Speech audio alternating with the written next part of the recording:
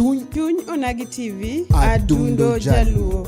Waburo wach Kaka oganda watwak kaka jo ot achiel en mbaka mar jodongo mbaka kod deye mbaka mar ojende rowere kod nyithindo. wanono weche mag Siasa, dongruok kaluo, weche mag ohala, somo, arita kwe pur, e kind mamoko. wayudore e mbui kaka Facebook, TikTok, YouTube kod X at Duond Onagi TV adundo jaluo.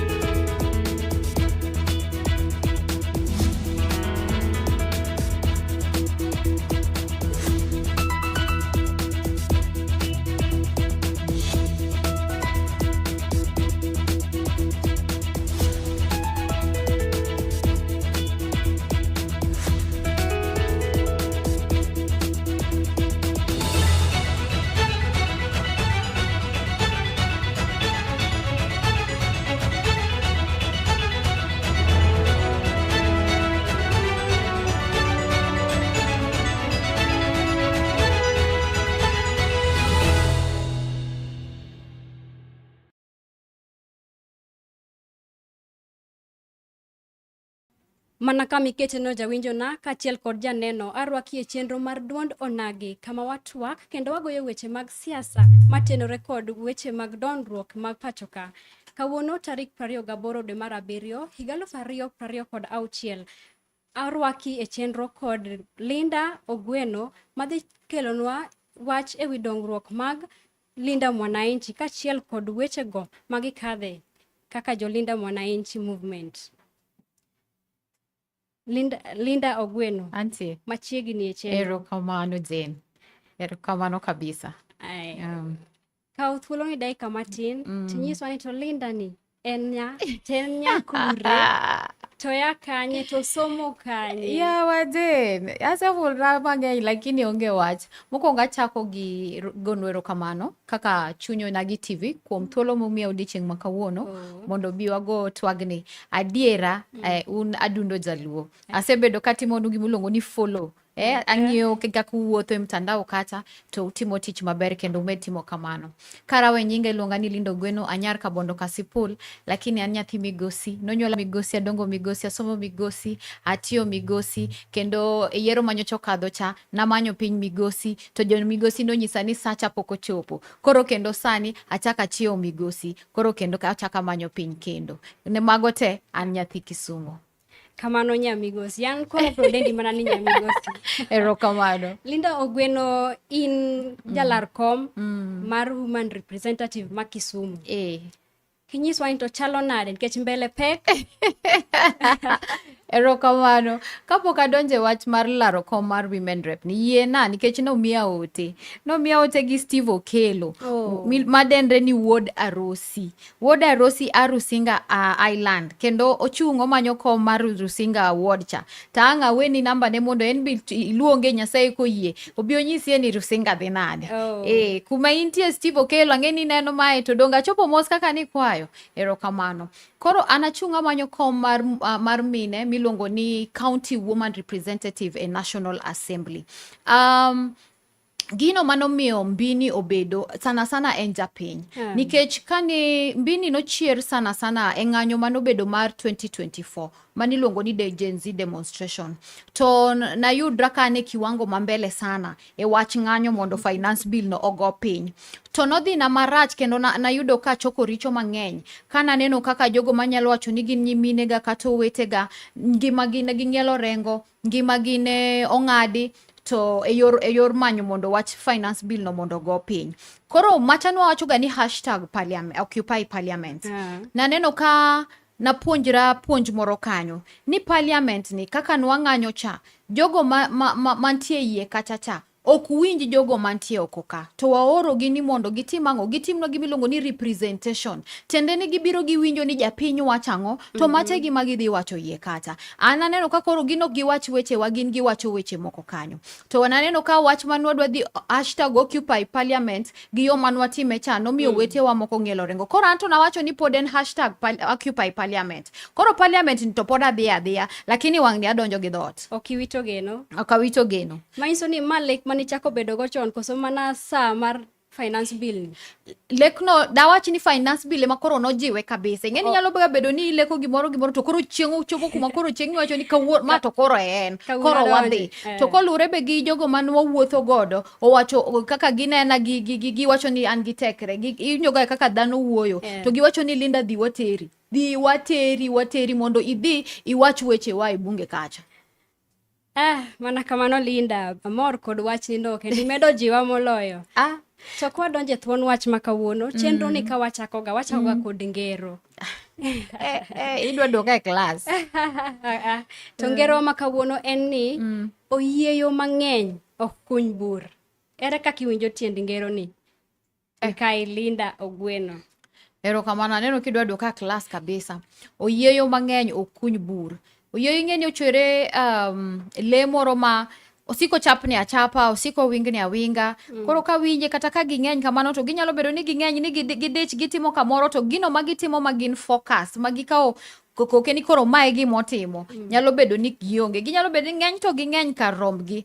Lakini mondo giwach ni koro mae patik mae gimwakawo ni wadwa timo. Okanega ka uyoyo timo gima kamano. Koro kata kineno kochamo chiemo to kama oweyo. Koro ananyalo wacho ni wanyalo bedo joma ng'eny kata unyalo bedo joma ng'eny to koku bedo focus kata koku keto pachu ni mae gino mwanyalo timo.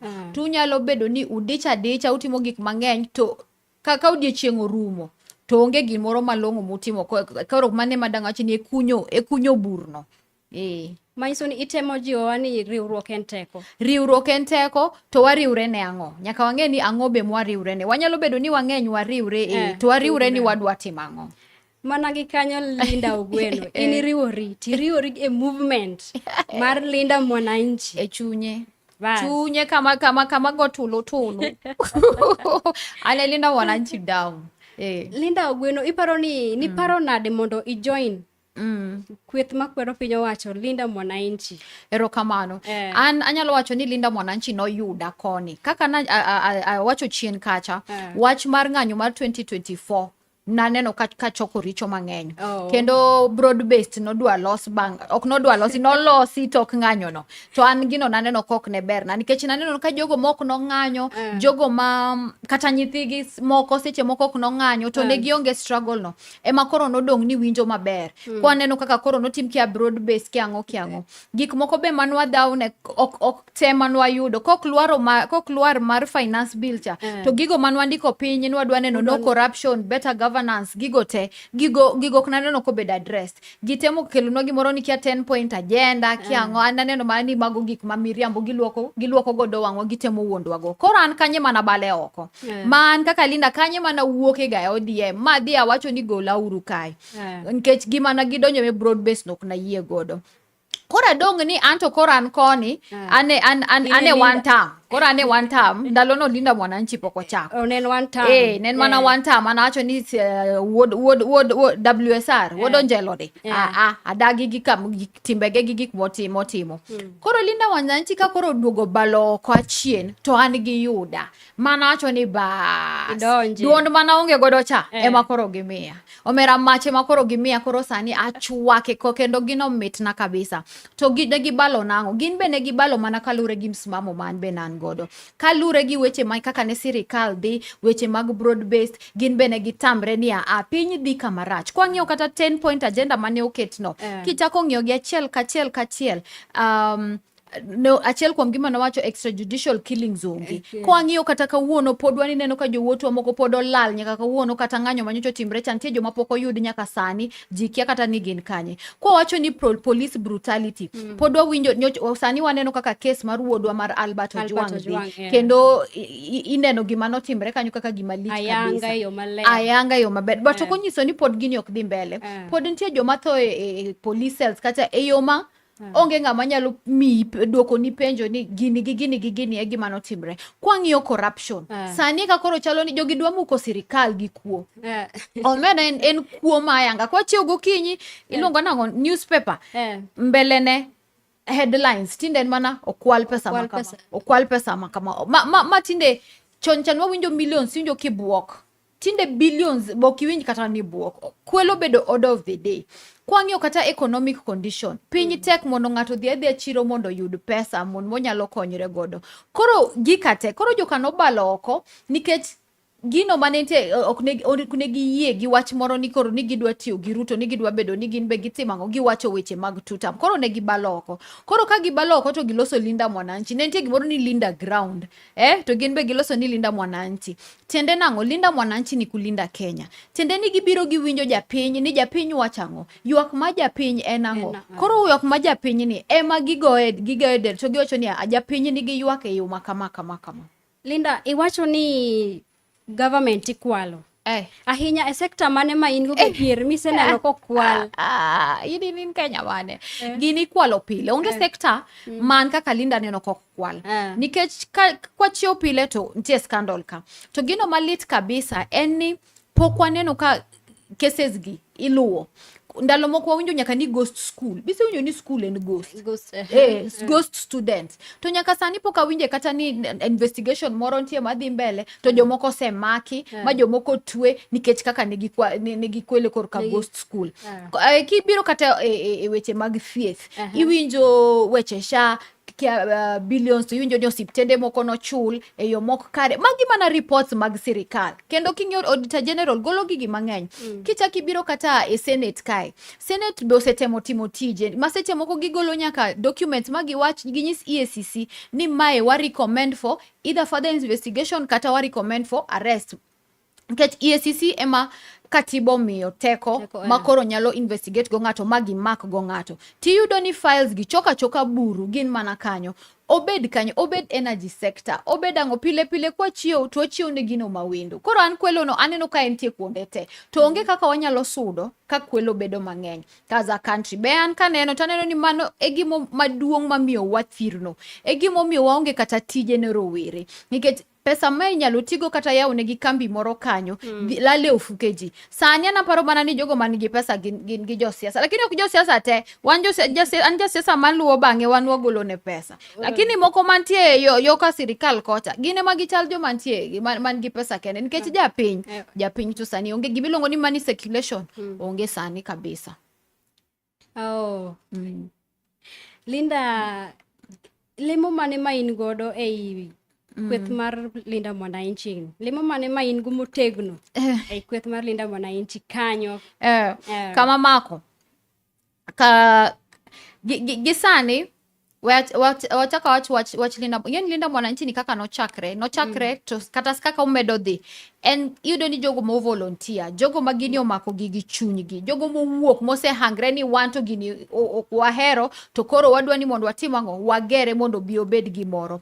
Koro yudo ni sana kata nyochu neno rally manyocho wadhie mogikni ka dhano ema gol ng'ato golo kata siling 10 ma en godo, mama moro golo nyaka mandas, gino min gode ma jigolo. To kata mtokni ne ng'eny kanyo Nyalodia, mtokni gote ji ema nogolo kata fuel mane ringo kanyo. Yudo ni koro dhano wuok ni mae gima gidwa timo. Koro kata an be kaka Linda kamani kaka na wuok mana gi the same spirit, kamani kaka na wuok nikech Linda Mwananchi ni en owacho gino mawacho, aneno ko o represent the people, owacho duond japiny kaka japiny teacher. Gimoro kendo mahero gi Linda Mwananchi en ni ng'ano motelo ne sani makoro sekao patik ni dhi bedo ker mar auchiel mar Kenya ma en Edwin Watenya Sifuna. Ni wacho ni onge pesa to japiny owuok, koro japinye makoro golo ne gino matin ma gin go mondo bi oyud lekne cha. Ananeno ni mano ber nikech kamane kaka onego beni telo bet. Telo ok onego beni bedo ni waketo gonya kaka wasekete Kisumu kae. Wach moro ma yuko jamna sana oseringo Kisumu kae. Tan kaka nene gino sehinyo wa mathuth nikech nang'o ng'ato biro to mi jamna tidhi tim igone ombulu to koro dhi malo kucho to wacho ni in nosetieko kodi. Ndara midwaro no iting'e iyi, tich midwaro otim no nosemi koro okinyal. Mar ariyo pesa ni bikiano golo kanye. Wayuak ni kuo ng'eny Kenya kae. To jasiasa bidwa ni mondo bio mi pesa mikia kata nogolo kanye. Koro mage gik mananeno ka medo midhingo to miyo piny ok dhi yo makare. Kendo iyudo ni jogo marowere, jogo mamine gi jogo modak gi ng'ol iluongo ni SIGs. King'yo kata sani political representation gi margi ni piny kabisa. To jogi mondo gidonje siasa ng'eny gi onge pesa mang'eny kaka jomoko machiwo jamnano. Koro kwa kao siasa to wakete e ratil mamalo ma waketo ni siasa wa en mana wach pesa, to iyudo ni joma wacho gi tamo gi kaka gidonje siasa. De gigomb ni gidonji lakini gionge gimanyonge moromo mondo gidonji. Koro wachalo joma geng'o gi oko. Koro gino nomora kabisa gi Edwin Watenya Sifuna nikech kako kao patikno omiya kendo jingo kendo an kaka Linda aneno ni sani anyalo campaign kata ka onge gimanyonge mang'eny tanyalo dhi nikech kata nyocha Nyasaye notelo nantie Bungoma.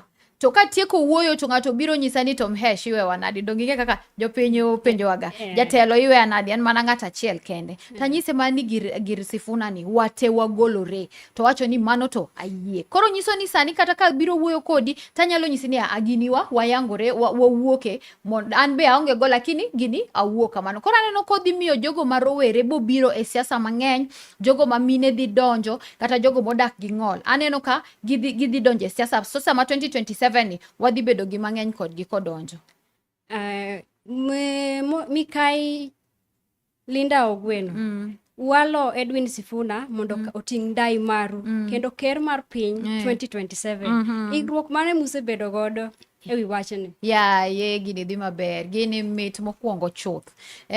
Mokwongo kaka nwase balono takre wa balno mokwongo nyaka wakwongo wadhi wasewacho ni wan Linda Mwananchi. Chengde nang'o nyaka wakwongo wadhi wawinj japiny ni japiny to wacho nang'o. Koro wasebedo ko wuotho e ginene mopogre, counties mopogre. Apani kapacha paro mang'eny wasewuotho 16 kama iting'eni wan gi counties 47 manyiso ni pod wan gi wuoth mbele kae.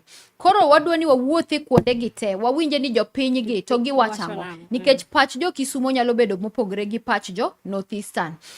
To gima neno ka osetimre maber ni kuonde te mwawuothe to japiny pamo mana nyiso mana ni meduru dhi mbele wantie kodu kendo waneno ka Linda Mwananchi ni pile omedo dongo omedo bedo gino maduong' Kisumo kae ne nitie ng'ikni moro ni jomoko ne temo buogowa ni ok wanyal donjo Kisumo ka to jogo nobuok moko mane gikete wigi notamogi nikech macha wich kuot mane giyudo nikech ne jomoko nogolo nyaka pesa ni rally mar Linda Mwananchi kik timre Kisumo to dhano nowuok kar rombgi ma dhano wacho ni Linda Mwananchi ni e chunywa ene mwawan kode otimo tulu magino mahundu mane gipangono Satan nolo chieng'no ma Bwana asifiwe tena sana Koro kaka wamedo dhi mbele kata kanyochi neno Bungoma gi Kitale dhano nyocho wuok kendo dhano wacho ni wachung' kodu meduru dhi mbele karo kaka wamedo wuotho e kaka be wamedo winjo jopiny e kaka be wamedo yudo geno ni nikech kata mane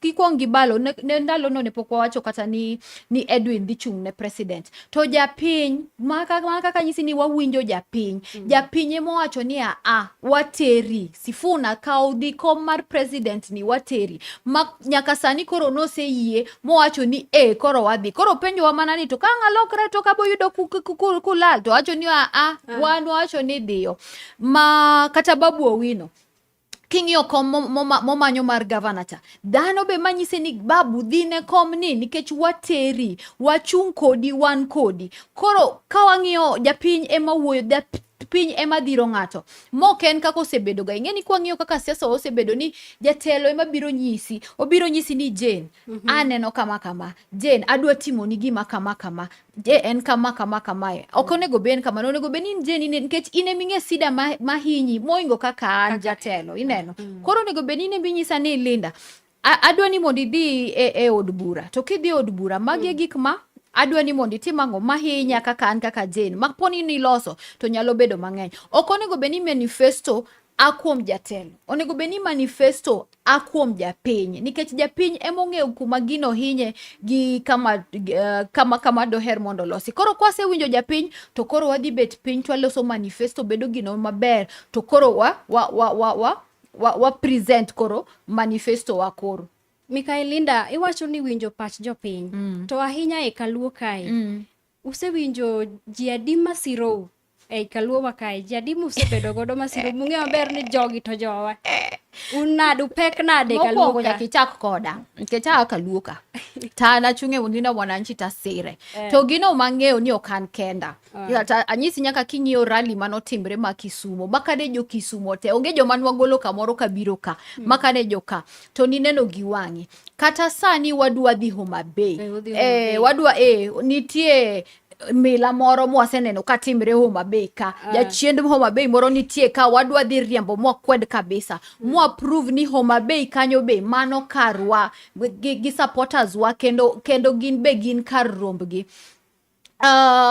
koro gimoro be mahero gi Linda Mwananchi ni iyudo ka jogo pok ong'ere kata olony ahinya e siasa ji kaka an kata rowere ineno ka gi appeal to Gen Zs ineno jokas kaka asewacho chien kacha ka iyudo kata Gen Zs gi joma rowere kaka ne gidonje siasa ne tamogi ne nitie gik miluongo ni bottlenecks gi barriers mane wuono gi donjo koro gineno ka gir Linda Mwananchi ni miyo gi thuolo mondo gidonji giwache wechegi koro iyudo ni ng'eny nitie joma dongo madiwach ni nitie kaka jatelo ma waluongo ni party leader ma en Governor James Orengo mose chung gi Linda Mwananchi kochakre odiochieng' mokwongo to osechung sana Luo Nyanza kae counties ang'wen gi to setemo kama dhano nyalo mondo chung gi Linda Mwananchi ni matek be oseyoro nyaka seche matek kawacho kar governor kanyo manyocho dhi Homa Bay nodhi Homa Bay nodwa mana ni mondo chung konde ariyo to wuogi bona jopinye mane chunge jopinye macho ni governor nyaka de facto mochopo Ahero jopinye wacho ni koro wuoth gi tiendi koro nyona koro ne gitae ineno manyiso ni en osechung kodwa matek malo kata lakini atemo wacho ni gini be nigi jopiny Mwananchi be nie gini nie gini kabisa koro kwa neno to mano kendo miyo wa mijingo kendo wabedo encouraged ni wan gi jopiny e gini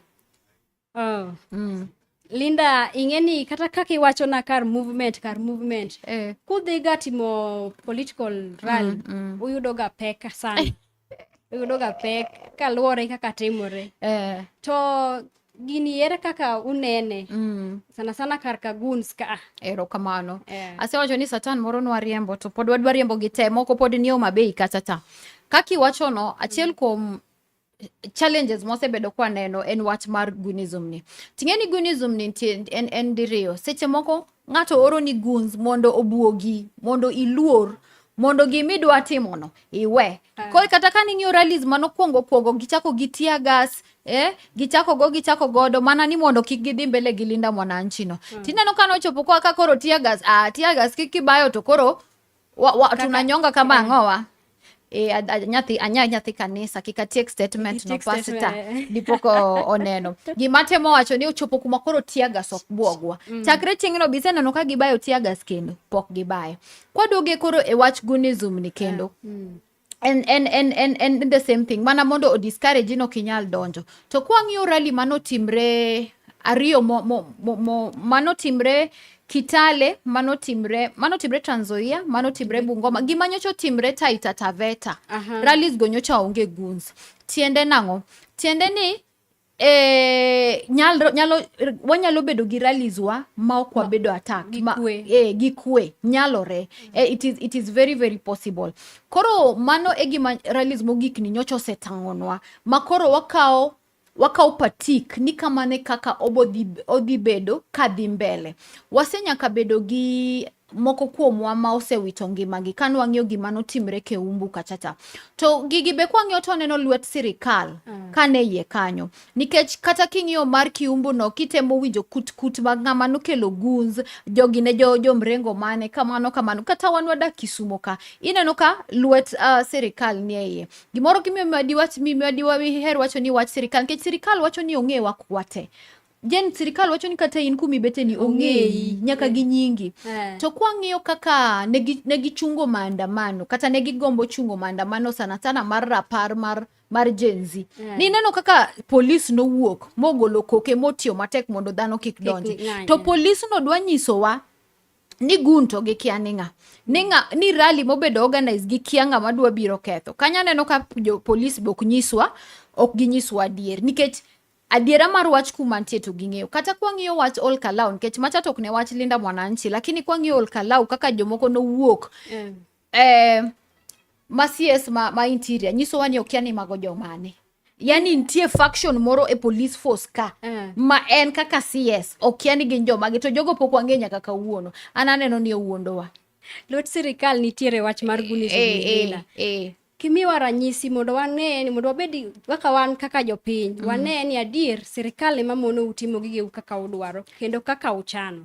Anawacho ni sirikal okomonwa osetemo lakini okomonwa asepimo nini Linda Mwananchi ni kore kodongo kore komedo dhano kore ka wuo kore komedo bedo gino maduong sani kaning'iyo opinion poll bano gol mogik gi Matifa ineno ka wuodwa ma Edwin Watenya sani idho malo kendo ang'eni Tifa midhi gol ma next mogik cha no wacho ne 14 ma next to kendo odhi medo kan kodhi mbele temo mosetembo gwano poko buogowa poko miyo wachungo gik mwatimo on the contrary it has built us manyiso ni ing'eni yien manigo lemo mang'eny mibayo ga gi kidi mang'eny manyiso ni nitie gimomiyo wane mibayo wa gi kidi mang'eny manyiso ni wan golemo gimomiyo jogi gimanyo to gibi nyalo tok nyalre gimoro kendo mana hero ni japiny bose wuok ni koro ritowa ang'o manotimre mar Kisumo dhano no wuok karombgi makata jogo manoor koro duogo donjo ni koro gin be gin rally kae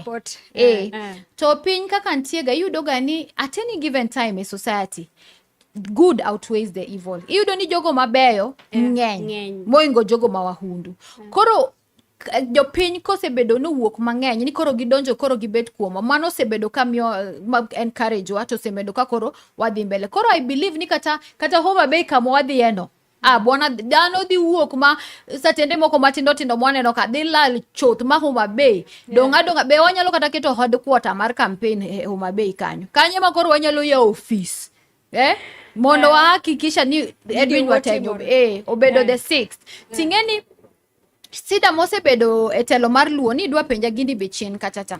En jotelo mwaoro e bunge kacha tok wach wechewa. Gin gidhi mana wacho wach mara Tumbo, Linda Tumbo, Linda Kiango, gidhi wacho mana weche konyo gi. mine, Mago weche mangima nyalo konyo japiny onge. Kwang'yo Kisumu kae, bentie kambi moro minyalo wacho ni companies kaka ndalo machon mane ndiko kata rowere onge. To jogo ma jotelo odakadaka ni en gonyo gidaka. Tinde word moro has been very misused, iluongo ni empowerment. Empowerment ni osebedo misused kabisa.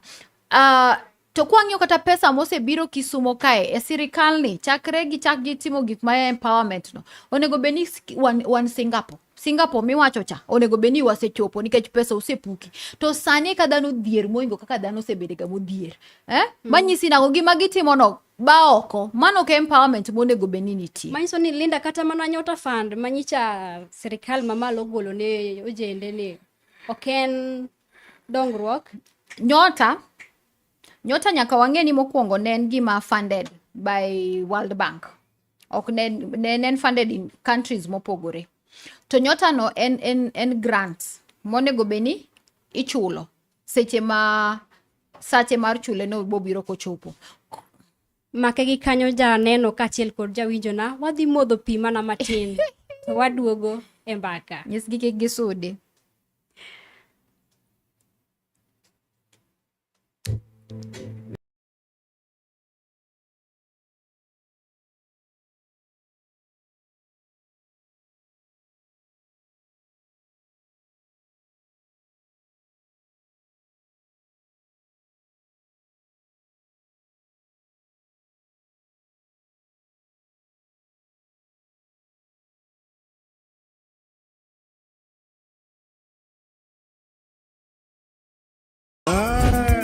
Duond Onagi TV. Duond Onagi TV. Adundo Jaluo. Wapuro wach. Kaka oganda. Watuak. Kaka jo ot achiel. En mbaka. Mar jodongo. Mbaka. Kod deye. Mbaka. Mar ojende, rowere kod nyithindo. Wanono weche mag siasa. dongruok Luo. Weche mag ohala. Somo. Arita kwe. Pur. E kind mamoko. Wayudore e mbui kaka Facebook, TikTok, YouTube kod X at Duond Onagi TV. Adundo Jaluo.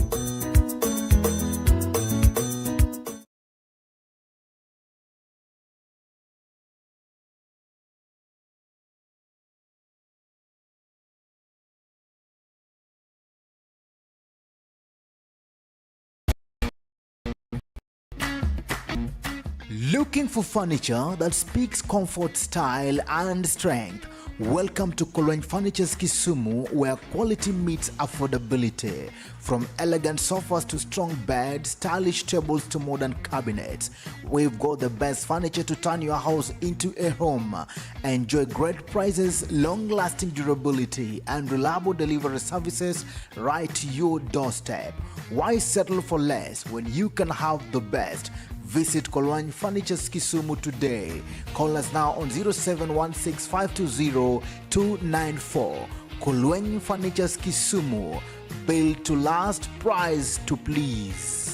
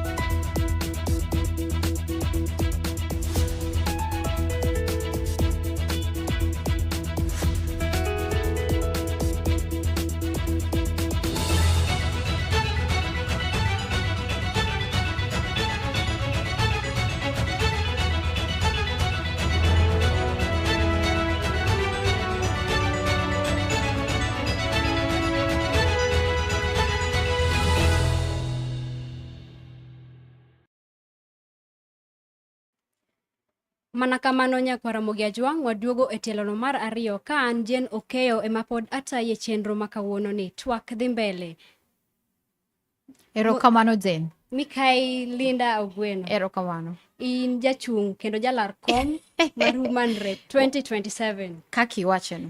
En ang'o manodhiri momiyo idhi chako wach mar dhi laro kom mar 2027 Women Representative? Erokamano. Kwadok chien kacha napimo ni kaka nodhi. Kendo gino mahero ni japiny nonyisa ni Linda, waneno ka Nyasaye omi mich minyalo tiyo godo mondo iwuonwa godo. Waneno ka wabunge ma waoro mondo dhi e bunge kachacha giwacho mana wechegi mara Linda Tumbo, mara weche ma waoro gini mondo gidhi giwachi. Inisewinjo ka ng'ato wacho ni Mr. Speaker sa, yes. Gino ma jo Kisumo wacho, ywak mantie Kisumo en kama onge manyiso ni tich monego beni gitimo kacha ok gikao patik magiketo mbele. Ging'iyo nango gino machamo wacho kata gitemo ng'iyo nango kuma iye gino matin maginyalo yudo mondo gikonyre godo. To mana neno kaka nyokuma ntie ng'ikni kuma ng'ikni ntie. Tanyisi ni japinye mano wacho ni mich ma intie godo ni nikech an asebedo sana ka kibire watch public participation ka kanyi yuda ka sana antiere. To jino na yudo feedback ni mich ni ma intie godo ni nyalo konyo e bunge kata mondi ka weche wa mondi ter kata. To kaka se wacho no ntie gik mosetimre mang'eny sana e ward mawuok e migosi kata mang'eny mosetimre ma moloki ka lokre mana ni idhie public participation ti wacho ni jomigosi dwaro kamae. Koro kanye mana neno ka gini owuok. To mana kaka mase wacho maluo Edwin Watenya Sifuna timo en no wuotho kuonde mang'eny mondo winj pach ji. Adiera asebedo ka wuotho tabedo ka wuotho mondo awinja ne ni to pach ji chal nade nikech kidhi e bunge kacha tidhi on behalf of people. Anyalo bedo na se winji Jen kai to owadwa ni to poka winjo. Koro nyaka wawinj kuonde te mondo koro kadhi tacho ni jo Kisumo dwaro kama. Nitie gino be miluongo ni legislation. Nyisa legislation mise winjo ka MP ma Kisumu ka okadho sana mochung'ne wach mineni ki compare gi jogo ma legislators moa kuonde mopogore mar Kenya. To Nyasaye nochweyo wan joma joluo jogo mariek. Wan wachwere to ayudre ni kia engineers kia ilongo nango yochoga ni kibaki di Kisumu ka to dilwar nenga dilwar ne engineer kata professor. To wadong ni bunge kacha tinde wane makoro we participate the list. Wane kikinyo ndalo machon kata mar roba to uko ginika. Wane mane wakadhoga gik moke bunge ndalo James Orengo ginika. Mate mane bunge. To tinde wadongi akiani kwadwa tiyo gisangwenya kokobera ahinya lakini jo siasa gibentie moko minyalo lwaglo gigo wa piny kabisa. Koro wan kaka Kisumu gino mane was the glory of Kisumu. Waonge godo sani. To kata kwa donje jogo malaro kom mar gavana Kisumu kai. Kendo kanyo waneno ka wan gi ng'ikni maduong' kabisa. Ere kaka jogo madwaro bedo jotelo Kisumu ka moro luongo ni wuon dola, moro luongo ni wuon giche luongo na Delaru, moro luongo ni ngowa opakre ni gavana kugol tin ne 500. Mago policies mage. Kisumu nwachopo kanyo nadi. Wane jogo mariek ere kuma nwawe policies wa. Mondo ng'ato bed mo articulate issues gi pacho mariek mane Nyasaye omiyowago. Mano sani onge. Odong ni panguru line. Unjiadi panguru line. Mano kekonego kumwantie. Koro we have to take back. Nyaka wakau Kisumu modok back to the glory mane wan godo. Kisumu ni monego beni jibiro time benchmarking. Ni tinde watero buskut. Kaji odhie gige counties ka waketo buskut kanyo ad iwacha adier. Onego beni wane maji biro kai king'io kata counties moko ka ni wane matinde wadhi kuro. Shida mwan godo maduong' en shida mar leadership. Linda Ogweno iwuok motegno. To ilaro kom ni yotiko mane? Arate jizina arate talk. Edwin Watenya Sifuna. Mimi ndio Sifuna. Anyisi nango Linda mwananchi Linda Kenya. Gisa mwuoeni chama pok gimia. To kata sani Jen mwuoe. Na winja ni chama se wuok. Tanyisi ni make break. Akwonga dhia donje chama. Kore kwa duogu wa uo. Tiende nango anarito chama ni. Sani mwuoeni aonge chama tarito chama mar Edwin Watenya Sifuna takao patik ni okadonje kenda adwa hakikisha ni karombwa Kisumu ka wadwa tero Edwin Watenya obed the 6th president of the Republic of Kenya. Ngato itero gi kura, chama nyaka yud jogo madhi chungi chama nyaka kaka ana dhi chungi chama no tadhi yombo gi chama no. Koro an komba ginyalo keto tik to okanyal dhi kacha kenda, nyaka wabed ni wan gi jowa ma wadhi bedo godo e bunge kacha, wan gi jowa madhi bede assembly, nikech gigo ma idwa kete manifesto nyaka bed ni timo gi malo tiketo gi piny. Jogo marowere mosebedo ga kakoso kuonde magidhie mai chama manyaka gibie kendi biluonga ndalo ma chama osebiro kendo mondo kora tima tich mar uso chama. To kanye mantie awacho nango nikech achunge toke to magia gige mwawacho jogo mamine makia kumadhie mane gi madang watim to ango mwa no wuok e ODM na nyisi kamano moro kendo ngikni mosebedo kantie e chama kubwa iluongo ni chama kubwa ODM en gima iluongo ni shambolic party nomination. Gino osehinyo ji kata an gino no hinya bero ga miyo ji nyiero ni chama no luoka moweya kaler. Don kata jeni neno kaler do jaber bwana ma tiji chama kubwa jogo notimo na gicha ineno to gino osehinyo joma ngeny sana joma rowere sana joma mine. To kiwa biro e national elections kai to wacho ke ABC onego tim free fair credible elections. To party ka tinyiso ani la mirima dhiang' ye lach and kata nyombiche mok na neno e dhiang' ma ye lach no. To gini osemiyo kata jomoko sedhinya kata sayund ne wach shambolic party nomination. To party wacho ni gine kia east of Limpopo kia ngowa they have been existence for 20 years. 20 years ngato kia team of free fair nominations onge experience moromo. Pod kidwa ni mondo gitim gima kamano gimomiyo nyiso ng'at mora ni kikirit ni ODM dhi timo ni free fair party nomination jogo ok dhi timo gino bwana jogo ngegwe balot bi Linda Mwananchi kae makoro wawacho ni gini nyaka time e yo makare kae mitime e yo makare kae mwadhi time e yo makare. Linda Mwananchi ODM ni ng'ato nigi higni adito pod dwa chung senator iker karom nadi ene party leader to pod odwa nyaka nuokome rawere ng'ama rawere mani kanyo bo yudo opportunity ne karang nyaki ngiji gitimgi ng'ato nyalo chacha ni gik moko ndike kalatas ni constitution tok gitim don't you judge people by their actions more than their words.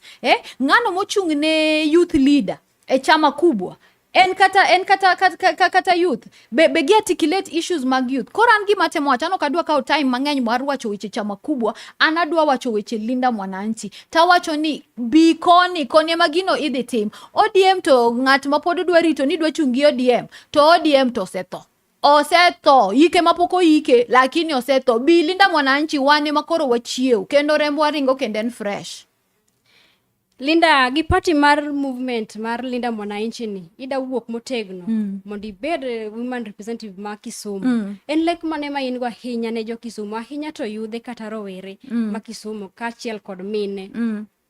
Erokamano isepenja ni adwa wuok asewuok gini ane yo wadhiga to destination pin and parliament of Kenya bunge mar Kenya kanye mwadhie asenyisi ni podwo wuotho winjo kama lakini achiel ariyo ase winjo ywak kumantie rowere ywak maduong' kabisa en koso tich.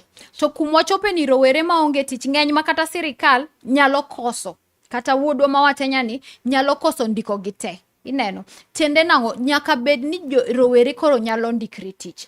King'iyo kata sani ng'eny rowere ntie gimilongo ni digital gin tie online kata TikTok obed Facebook don kata wane live to kine live kanyo bwana we comment bwana mondo wango awasom gigo wawacho nango kanyi kuma ji mang'eny ndikri tich sani manyiso ni economy mar gik milongo ni cameras gi nyaka pes gidog piny mondo jogo yud kaka nyalo yudo gino.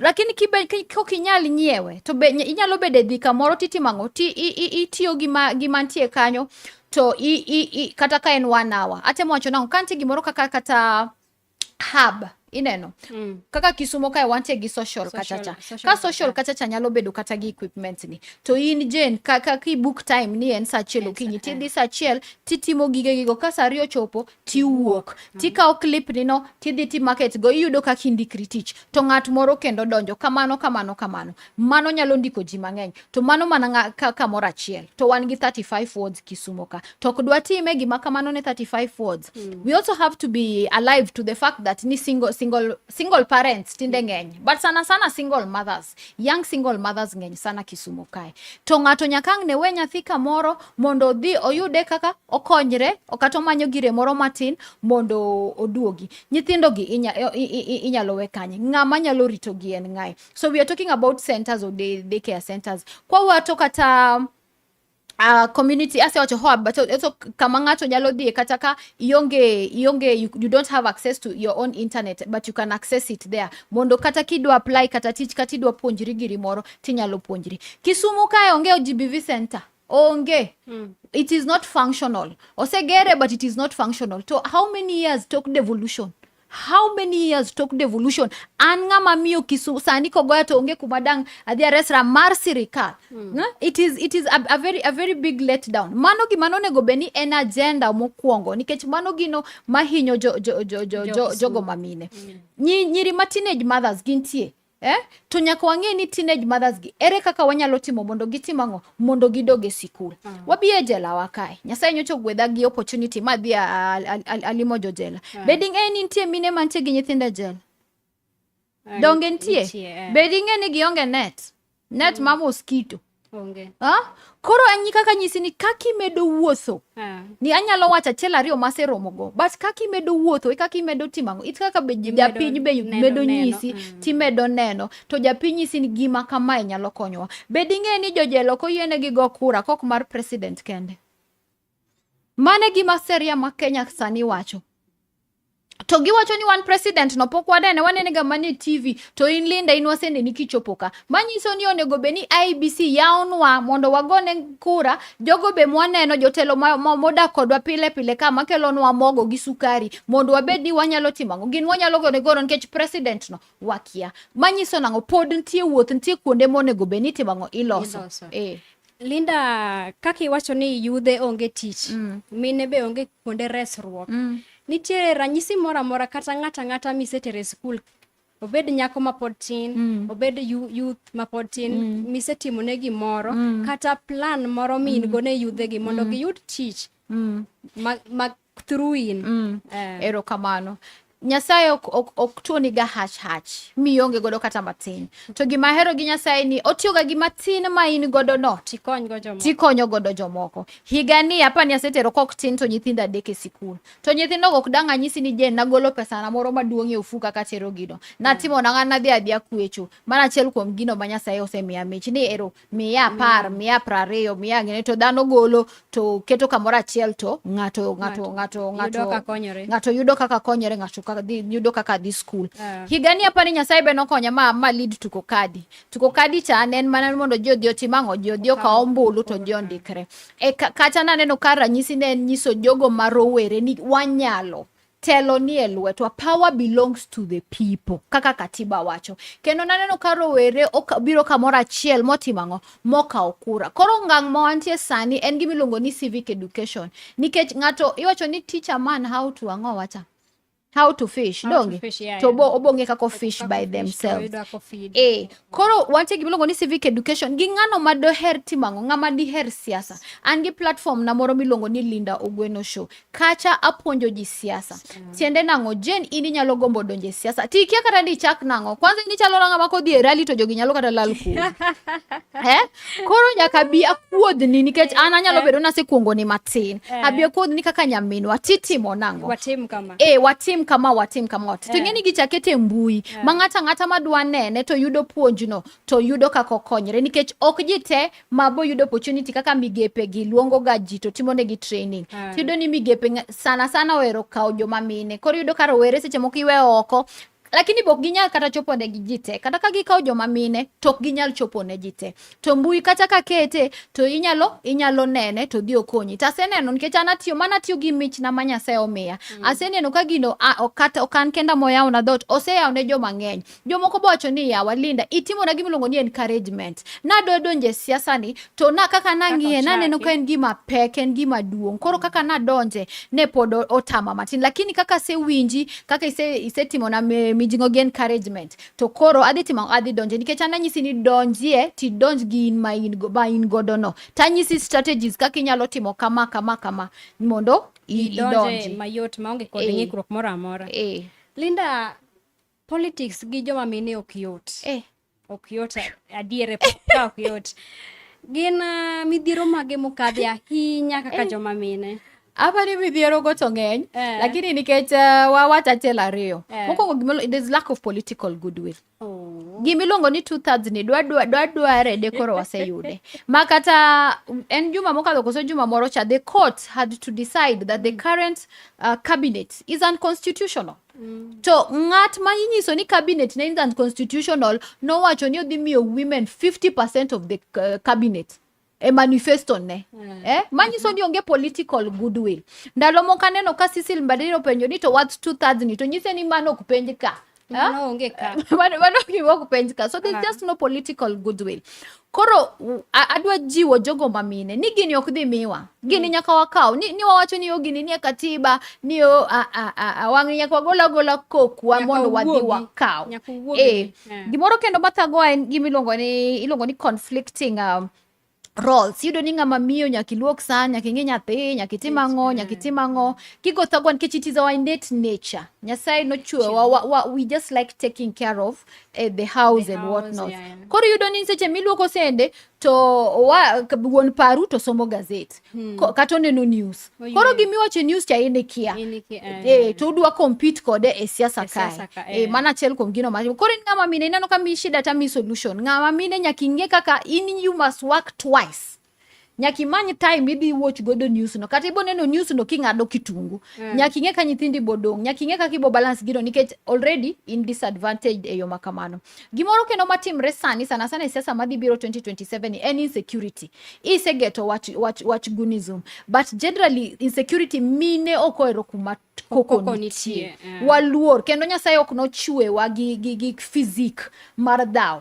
Koro yudo ni gigombo donjo to kaka gineno kaka piny dhi giluor to mano be nyalo miyo kata joma miyo kik wuog go kura ma wach gunism no to nyaka wang'e nikech onyalo kedo voter apathy e yo maduong'. But anase wacho ni wuog gi chir gunism ni seche moko ikete mana mondo buogi mondo kikidonje gino wuoga in be manya kaka kineno kako nigi koko timanyo alternative kuonde ming'e ni onge koko mondo itim ang'o igo campaign ni kumachope kusani be iwacho ni doomed if you do doomed if you don't kati chiwo jamna idhi bedo attack dong waseneno jotelo man oselony ka gonyo pesa kato kichiwo they may also attack you gibomio okigol pesa but watemo podwo gi jopiny mondo nikech siasa okonego beni bedo mar pesa. Koro insecurity no amineno ka duong ko biro kata insecurity kata podium no ai sina nae rai yawa idha podium pek mel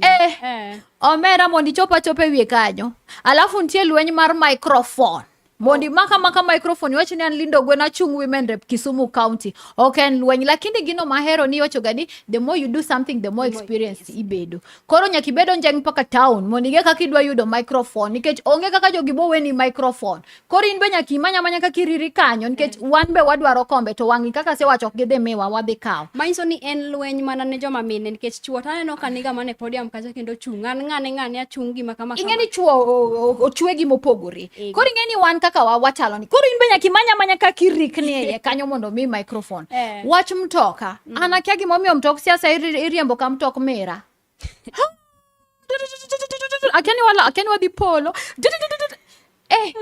omera mano kionge roho kionge roho lakini kise kadederio to bwana giweki kakori in gimijingo atemo wacho some of the challenges ma wantie godo kwa biro kate patika iyudo ni ng'ama miyo ok ne ka jatelo. Idwa nyisi ni gamna pi modho, dhi tednwa chai. Wane meeting ma serious ka? Idwa nyisi ni dhi ted chai, ang'o. Koro iluongo ni patriarchal. Moko ng'ato kowache lakini entie. Koro kin ng'ama mine to mago gik ming'eyo itamri nikech ng'ato kosechako keti ni jaji kon to seche mitedo no to ging'ado bura ka. Aya be affect kaka ng'ato ng'i. Ng'ato chako ng'i ni ma berga gi jikon kocha ma ok wanyal miyo telo. Koro kin kanyo e party no inyiso jogo ndik jated chai. Ndik ng'ano mondo seche mi iloso ka uyoto weche tintie. Ok wanyal koso wacho wach pesa. Ng'eny mine onge pesa kaka our male counterparts. Mano te adier makende. For various reasons. Reasons go kwa chako to boka omoda. Ng'eny mine onge pesa. Mano gima danga still I encourage go ni Jontie mosebedo gi pesa mano campaign to koyudo kom. Ji bentie mosebedo gi pesa matin kata onge go to no chung to yudo kom. Koro jo kisungu wacho ni cut your coat according to your size. Manya strategies minyalo donjo godo ma mokitio gi pesa mang'eny. Lakini kiki costume ya wakata kigolo posters apart. Kiki costume mumabo wacho ni the just shall live by faith. Ki wuok ni gini ibo yudo ni jomoko bo wuok moro bo mi poster moro bo mi ndiga moro bo mi mtoka kamano mi iponi chopo malek ni chobedo kiki ng'iri tichari. And that is the biggest for me mane maduong kabisa. Most women fear. Most women underestimate themselves.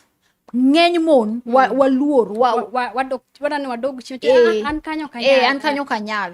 So we do more damage to ourselves than even what the society does. Koro woga moko go the other time kar nyalo ni gima ng'eyo gi sesa ni ok iwoga nono. Nyaka ngiwoge gi experience kata jo ming'eyo networking, traveling, kaka nyisi ni kaka irmedo romo gi dhano, kaka be imedo understand. Inyalo ni ng'e kisumo to ki medo wuotho ki ifwenyo ni karo king'e. Koro in be kaka ng'ato you grow your capacity mental idongo kaki handle ji. Iwacho ni working under pressure. Gimoro mo ji ndiko ga CV ni I can work under BS king'e ni working under pressure enang'o.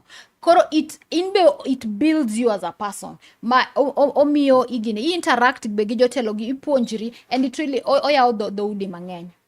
Mana kamano Linda yie nadonje comment section kacha. Ero kamano. Wawinje ni jopiny wacho nang'o. Yie nadonje comment section kacha.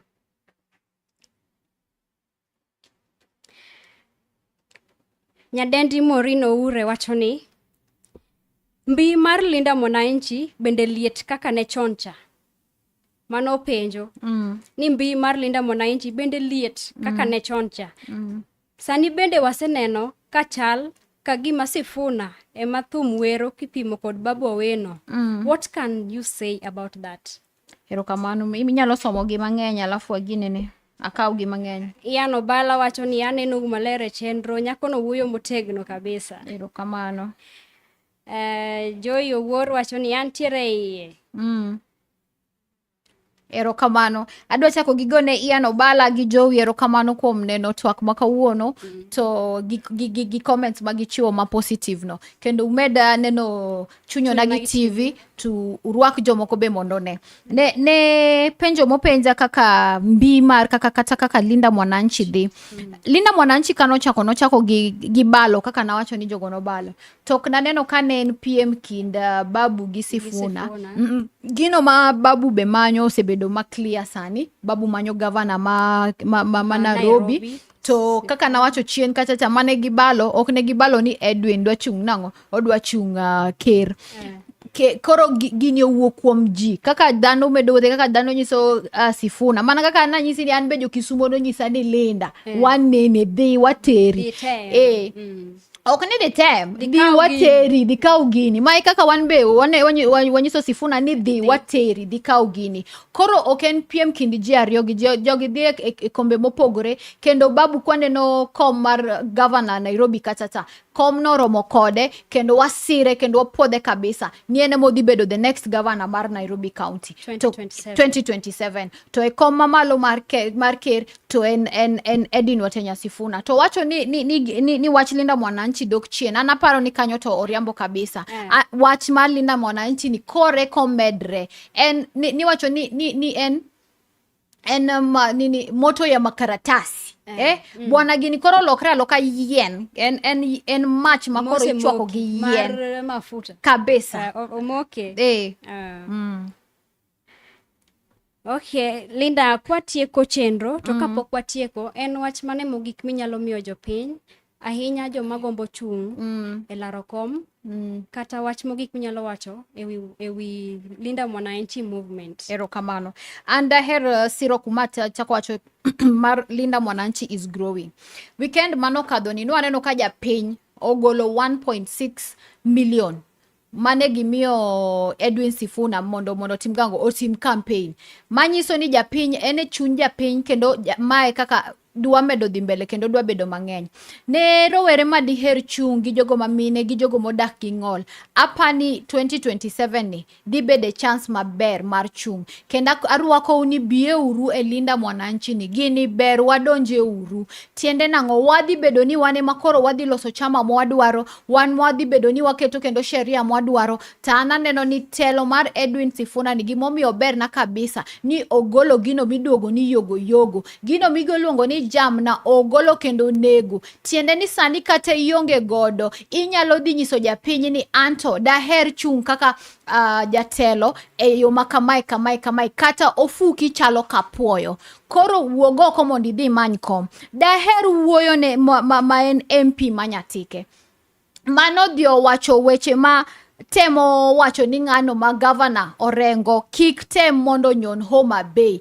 Adwa kwede ni weche mo wacho go gin weche ma bure kendo bandia kabisa. Kendo adwa nyise kiko wach ni oko winjo wach ni amie ujumbe ni wabiro Homa Bay. Kapoko chopo ne governor James Orengo oikre mokwongo ko odwa romo gi jomoko kaka an gi wan jopiny nikech wane modwa ka upatik marito governor James Orengo. Tadwa nyise ni katiba omiyo Linda Mwananchi haki mar nyono kamora mora Kenya kae. En oonge dhok kata teko mondo kwerwa ni okwanyal nyono Homa Bay. To temo wacho ni ka governor James Orengo onyono kanyo to nego lawe. Mo temo wacho wach tho moro kanyo. Anyise ni mano wach mwakwedo to onge kaka joluo wadhi dhao gi joluo wetewa. Jo Homa Bay gin joluo. Wan joluo kwa dhi chako ni wadwa bukre ni wadhao gi joluo tewa. Ene ma ene serikal moingo jo moko. Ene modo wacho ni ene ma ene broad based no moingo jo broad based. Nyocha wadhi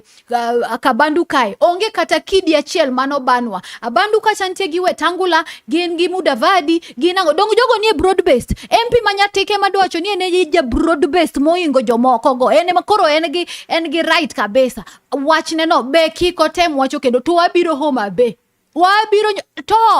Wabiro Homa Bay. Mheshimiwa Tom, wabiro. To kikichaki wach gima kamano kendo. Kendi di neno ka Linda Mwananchi wane chuny piny. Linda Mwananchi, Linda Kenya. Wane makoro wane chuny piny kuma piny goe tulu. Atieko ka wacho niya. Agoni erokamano kuom luonga odiechieng' ma kawuono mondo abi Duond Onagi kae mondo ago twag ni Nyasaye koyie uchaku buluonga kendo mondo abi wamed wuoyo wagomba kama Kisumo wagomba kama Onagi gi mag Luo Nyanza kuma dhie to jawinjo na wi kik wil nani longa ni Linda Ogweno amanyo kom mar Women Rep Kisumu County na mimi ndio Sifuna. Managi kanyo ni moja. Tam ni moja. Managi kanyo jawinjo na Linda Mwananchi movement temo matek mondo gibag romo margi Homa Bay County. Mana kaka pile chenro ni chopo ni kachiel kendo yo maler kendo yo makare. En puoch gi pak ne jogwa kod midusa mag chenro kotene kod Okore Nelson Mandela kod Maureen Ohore kachiel kod japicha marwa Felix Omondi. An emana taye chenro Jen Okeyo oriti masani. Erokamano Jen, erokamano.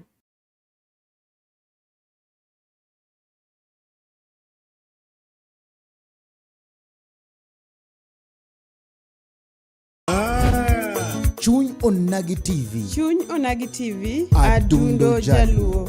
Wapuro wach. Kaka oganda. Watuak. Kaka jo ot achiel. En mbaka. Mar jodongo. Mbaka. Kod deye. Mbaka. Mar ojende, rowere kod nyithindo. Wanono weche mag siasa. dongruok kaluo. Weche mag ohala. Somo. Arita kwe. Pur. E kind mamoko. Wayudore e mbui kaka Facebook, TikTok, YouTube kod X at Chuny Onagi TV.